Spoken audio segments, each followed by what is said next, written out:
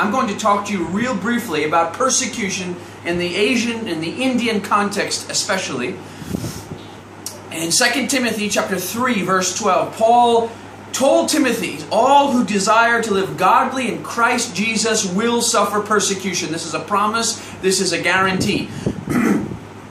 My friends, I have experienced persecution personally in India, and I have come alongside and I've seen others endure much persecution in India. Just last year, I visited the widow of a martyred pastor. I saw his blood on the floor when radical Hindus, the day prior to that, they came and they murdered him. He was a bold evangelist.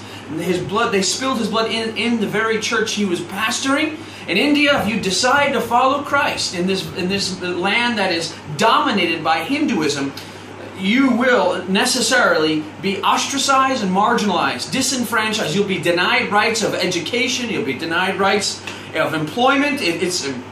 I baptized a Muslim lady last year, and she said, "What about my family? My family won't associate with me. They won't talk with me." And I exhorted her from Matthew chapter 10, verses 34 to 39, and Luke chapter 14, verses 26 and 27, that if we are true disciples of Christ, that we will follow Christ, and it will cost us even our family associations many times. In the American context, this no longer has as much weight. These texts are not as relevant or pertinent, but in this context, like in India, it does. I myself, many times, have been beaten and almost murdered for the gospel here in India. One time we were preaching up on a mountaintop in a remote village. The Brahmin Hindu priest came up the mountain and said, "Get off of our mountain." And when we descended the hill, we were preaching from an enraged mob beat us with clubs. They beat me in the back of the head with a big club. They put a rope around my neck, and my Indian friends were only able to dissuade the frenzied mob, as in you can't kill an American in India, not expect diplomatic repercussions. Another time we were giving homeless men food at nighttime and preaching the gospel to them, and a radical Hindu faction came behind me, started punching me in the face. They grabbed my shirt around my neck. They tried to choke me out. They robbed my money. They beat my brothers in the face as well. Finally, they did a police case against me. On another occasion, I stood on top of my motorbike. My spirit was provoked in me when I saw an idolatrous parade. I preached against the idol in fluent Telugu, warning them it's a sin to worship this idol. They pulled me off my bike onto the pavement, started punching me in the face. A mob of probably 100 people were there. These Brahmin priests came, punched me in the face, threw me on the ground, kicked me in the gut, kicked me in the face.